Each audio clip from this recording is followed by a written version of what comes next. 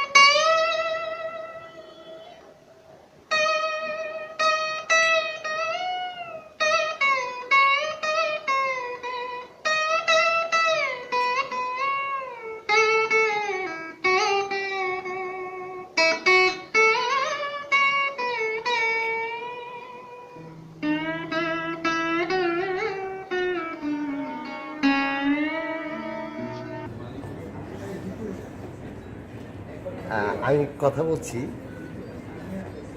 বাচ্চু ভাই। আসলে বাচ্চু ভাই হিসাবেই আমরা সম্বোধন করে থাকি। উনি হচ্ছেন হাসানুর রহমান বাচ্চু। পাকিস্তান আমলে তথা পূর্ব পাকিস্তানের ঐতিহ্যবাহী সাংস্কৃতিক সংগঠন বুলবুল একাডেমি অফ ফাইন আর্টস অর্থাৎ ওয়াফা ওয়াইজ গার্ড বর্তমানে উনি হচ্ছেন নির্বাচিত সভাপতি এবং দীর্ঘদিন ধরে উনি নির্বাচিত হয়ে আসছেন। তো এটা নিয়ে তার যে অবদান, গিটারের প্রচারে তার অবদানের কথা বলে শেষ করা যাবে না। তো আমরা একটু কিছুটা ইতিহাস জানতে চাই, কারণ ওনারা যদি না থাকে তাহলে আমরা আর এই ইতিহাসগুলো খুঁজে পাবো না। তো উনি সাক্ষী বাংলাদেশ হাওয়াইন গিটারের প্রচার জনপ্রিয়তার একজন দুর্দান্ত সাক্ষী বলা চলে। তো বাচ্চু ভাই, হাওয়াইন গিটার এই দেশে আসলো, আমি যদি বলি হাওয়াইন গিটার হচ্ছে হাওয়াইন গিটার সূতিকাগার বাফা, এটা কি আপনি একমত হবেন কি না? বাফা থেকে অনেক হাওয়াইন গিটার শিল্পী বের হয়েছে একসময়। আচ্ছা, হাওয়াইন গিটার একসময় কেমন ছিল? আপনি সুজিত নাথ থেকে শুরু করে আপনি জানেন ইতিহাস, পুরনো ঢাকার কথা একদিন বলছিলেন। জি, আসলে তো এই শ্রী সুজিত নাথ ছিল ইস্ট বেঙ্গল স্কুলটা আছে না, সেটা ছাত্র ছিল এবং রবীন্দ্রনাথ দাস ছিলেন তার ফ্রেন্ড। এখন 1939 সালে রেডিওতে হারমোনিয়াম, তখন অর্গান ছিল, অর্গান বাজানো নিষিদ্ধ করে দিল যে অর্গান বাজিয়ে গান গাওয়া যাবে না, তানপুরা দিয়ে করতে হবে, ওইভাবে ফলো করা যাবে না। তো উনি তো ছিলেন ওইটার বাদক, তো উনি তো বেকার হয়ে গেল প্রায়।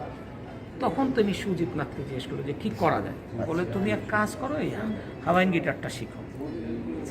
তখন সে কিন্তু এইটা হাওয়াইন গিটারটা শিখে, একদিক দিয়ে এই দিক দিয়ে, এদিক দিয়ে আমেরিকার থেকে আমাদের তখন শিখে আসেন ক্যাপ্টেন ওয়ারেস আলী।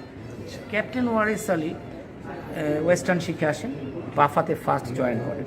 আচ্ছা, এবং বাফাতে ফার্স্ট জয়েন করার পরে প্রধান ছাত্র কি একটু আপনি এই মুহূর্তে 1955 শুরুই হয়েছিল 55 থেকে, তার মানে বাফার শুরু থেকে। তো শুরুর থেকে কিন্তু হাওয়াইন গিটার ছিল। তো তখন ওখানে উনি ওনার ছাত্র হিসেবে পায় বোরহান আহমেদ, বোরহান আহমেদের থেকে পান্না আহমেদ, পান্না আহমেদের থেকে আমি, মানে খুবই সংক্ষিপ্ত আমি যদি করে আসি।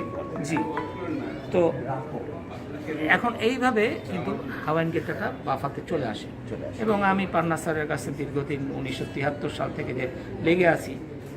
স্যার 2000 সালে মারা গেলেন, আমি তখনও আমার কোলেই মারা গেছে স্যার। এই হলো অবস্থা। আমি যদি বলি একদিকে বাফা, হ্যাঁ, তারপরে সাংগঠনিক যে হাওয়াইন গিটার চলছে, অর্থাৎ সংগঠন না থাকলে এই প্রচারে সংগঠনের একটা ভূমিকা আছে। সেখানে বাংলাদেশ হাওয়াইন গিটার শিল্পী পরিষদ নিয়ে আপনি কাজ করছেন। আজকে যার অভিষেক অনুষ্ঠান, আপনাদের নির্বাচন হয়েছে।